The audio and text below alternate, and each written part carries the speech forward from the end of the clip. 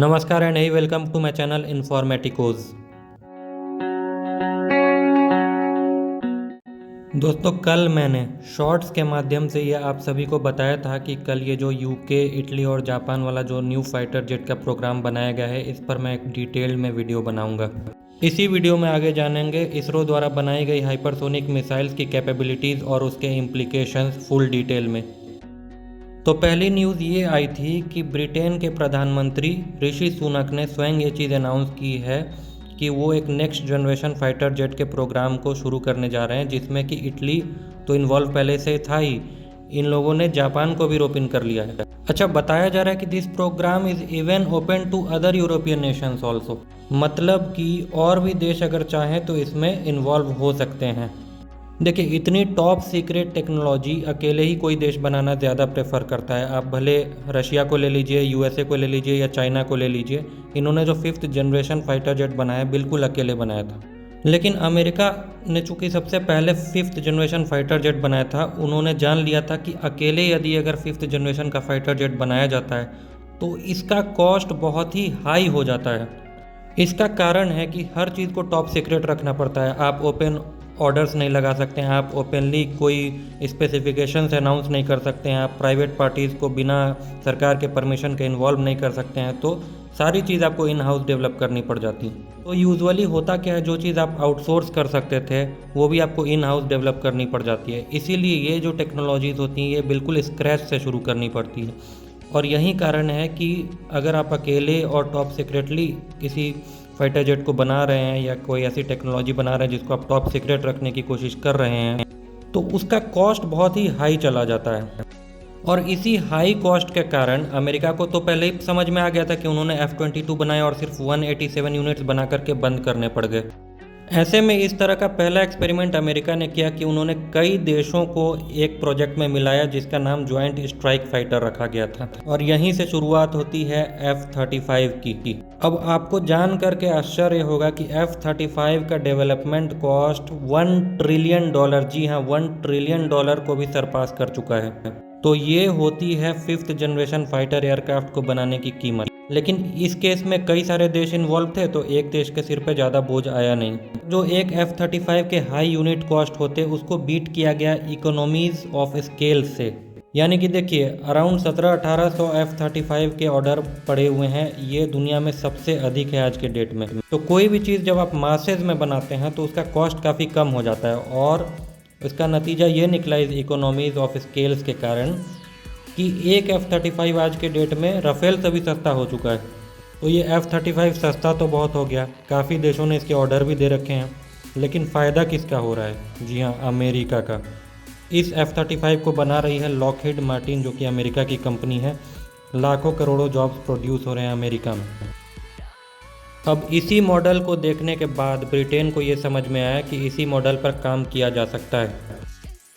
देखिए, ब्रिटेन के पास टेक्नोलॉजी तो भर भर के पड़ी हुई है। दुनिया के कुछ ही चुनिंदा देश 5th जनरेशन फाइटर एयरक्राफ्ट के इंजन यानी कि जेट इंजन तैयार कर सकते हैं, और उसमें ब्रिटेन की कंपनी रोल्स रॉयस भी शामिल है।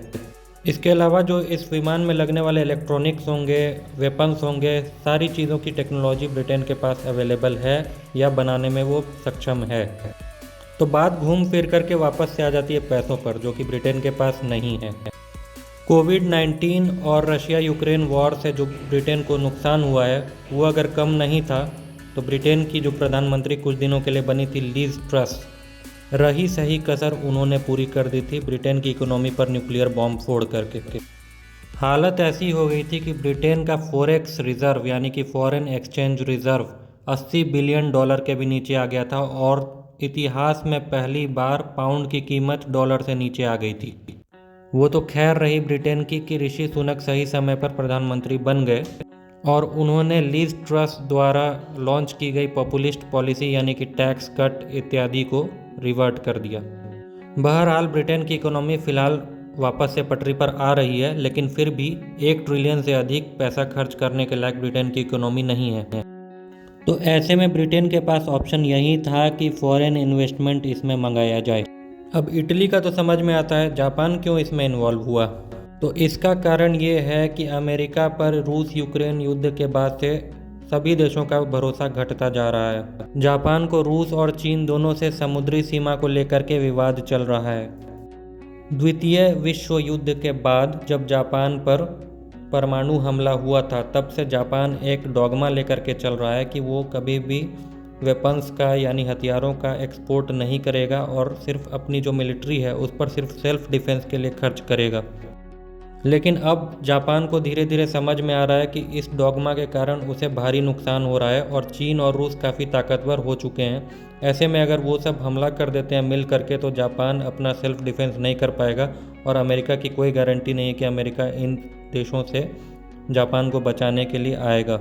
उसके बाद आज के डेट में जो जापान की इकोनॉमी है वो काफ़ी तगड़ी है। फॉरेक्स रिजर्व जापान का दुनिया के दूसरे नंबर पर आता है। तो जापान अगर इस प्रोजेक्ट में कूदता है तो ब्रिटेन का भर भर के फ़ायदा होने वाला है और ब्रिटेन ये विमान बना भी लेगा। उसके बाद ये देश मिलकर के पूरी दुनिया भर में एक्सपोर्ट करेंगे और ये एक्सपोर्ट का ऑफ़र भारत को भी फ्यूचर में ज़रूर आएगा, आप ऐसा देखेंगे। तो बेसिकली ये जो प्रोजेक्ट है वो जापान की ज़रूरत है और ब्रिटेन की इकोनॉमी के लिए अच्छा है। तो दोस्तों इसी वीडियो में डिस्कस कर लेते हैं भारतीय हाइपरसोनिक मिसाइल प्रोग्राम के बारे में। तो आप लोगों को न्यूज़ तो मिल ही गई होगी कि भारत ने परसों एक हाइपरसोनिक मिसाइल का परीक्षण किया था और ये परीक्षण इसरो द्वारा किया गया था, इंटीग्रेटेड डिफेंस स्टाफ हेडक्वार्टर्स के साथ साथ मिलकर के। इस टेस्ट को लेकर के इतनी हाइप क्रिएट होना भी लाजमी था क्योंकि ये दुनिया का सबसे इम्पॉर्टेंट वेपन फ्यूचर में होने जा रहा है। इसका सबसे बेसिक और सिंपल कारण है कि इस मिसाइल को मार गिराना असंभव है। इस वीडियो में हम आगे डिस्कस करेंगे कि ऐसा क्यों होता है, लेकिन उससे पहले आपको ये बता दूं कि अमेरिका भी आज के डेट में इस हाइपरसोनिक मिसाइल का सफल परीक्षण नहीं कर सका है। ये सुनकर आपको भी आश्चर्य हो रहा होगा, लेकिन सच ये है कि इस सेक्टर में लीड कर रहा है रशिया। रशिया के पास कई सारी हाइपरसोनिक मिसाइल्स रेडी भी हो चुकी हैं। हालांकि चीन क्लेम करता है कि उसने भी हाइपरसोनिक मिसाइल्स बना ली हैं, लेकिन ये अभी विवादास्पद है क्योंकि चीन के सारे क्लेम पर हम भरोसा भी नहीं कर सकते हैं। हालांकि रूस ने तो हाइपरसोनिक मिसाइल को यूक्रेन युद्ध में इस्तेमाल भी किया है और इसका प्रूफ भी मौजूद है क्योंकि ऐसी फुटेज भी सामने आई थी जिसमें कि एक रशिया की हाइपरसोनिक क्रूज मिसाइल किसी टारगेट को हिट करते हुए दिखाई गई थी। अब जान लेते हैं कि ये मिसाइल इतनी ज़्यादा इम्पोर्टेंट क्यों है जिसके लिए इतनी हाइप क्रिएट की गई थी। तो दोस्तों भारत के पास पहले से ही ब्रह्मोस नाम की सुपरसोनिक क्रूज मिसाइल अवेलेबल है और इसकी स्पीड लगभग 2.8 मैक की बताई जाती है और ऐसा बताया जाता है कि इसको भी मार गिराना लगभग असंभव है और ये बहुत हद तक सच भी है। लेकिन दोस्तों जो 2.8 मैक की रफ्तार बताई जाती है वो एक हाइट पर बताई जाती है। सी लेवल पर इसकी रफ्तार गिर करके 2.0 मैक तक आ जाती होगी और ये चीज़ बिल्कुल वैलिडेटेड है। कोई भी फाइटर जेट हो, कोई भी मिसाइल हो, लोअर लेवल पे उनको रेसिस्टेंस ज़्यादा फेस करना होता है, इस कारण से रफ्तार गिरना बिल्कुल लाजमी। ऐसे केस में फिर भी कुछ हद तक वल्नरेबिलिटी बनी रहती है आज के मॉडर्न एयर डिफेंस सिस्टम्स के थ्रू। लेकिन हाइपरसोनिक मिसाइल्स के केस में क्या होता है कि ये मिसाइल्स 5 मैक के ऊपर यानी कि ध्वनि की रफ्तार से 5 गुना ज़्यादा तेज़ उड़ती हैं। इतनी तेज़ रफ्तार पर इस मिसाइल के आगे वातावरण से हो रहे घर्षण के कारण इतनी तेज़ हीट प्रोड्यूस होती है जिसका तापमान इवन सूर्य की सतह के बराबर तक हो सकता है। इतनी इमेंस हीट के कारण इस मिसाइल के आगे में एक प्लाज्मा क्लाउड बन जाता है जिसको कि रेडार वेव पार ही नहीं कर पाती हैं।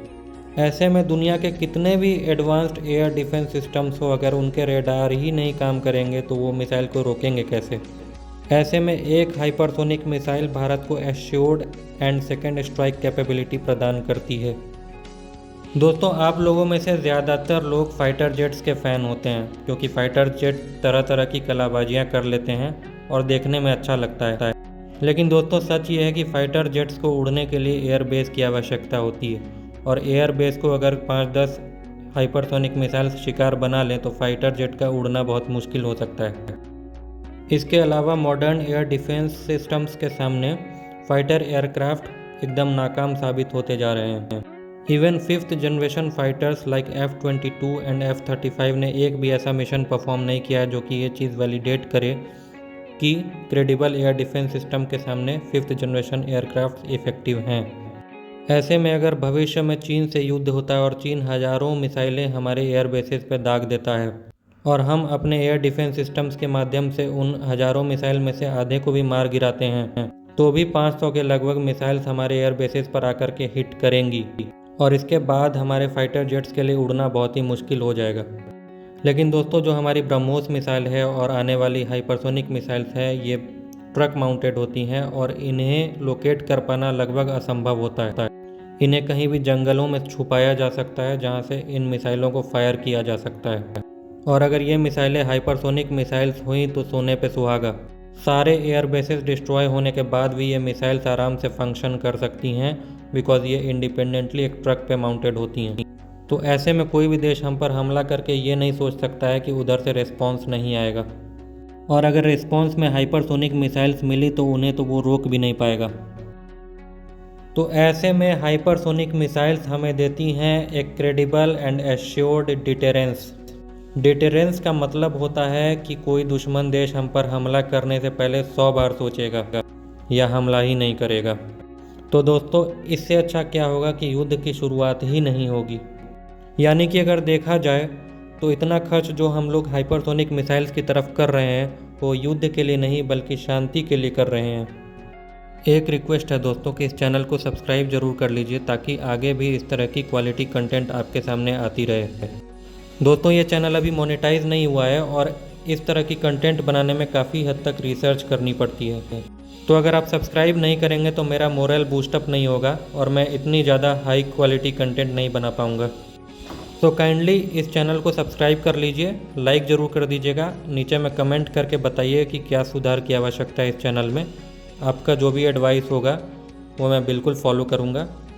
एक बार जब चैनल मोनेटाइज हो जाता है तो एडिटिंग स्किल्स और भी ज़्यादा बेटर होने जा रही है। और हाँ, अगर इतना लंबा वीडियो नहीं भी बनाता हूँ तो शॉर्ट्स डेली आते रहेंगे और आपको इम्पॉर्टेंट न्यूज़ मिलती रहेगी। सो दोस्तों, फिर से एक रिक्वेस्ट है, please subscribe the channel. Thank you.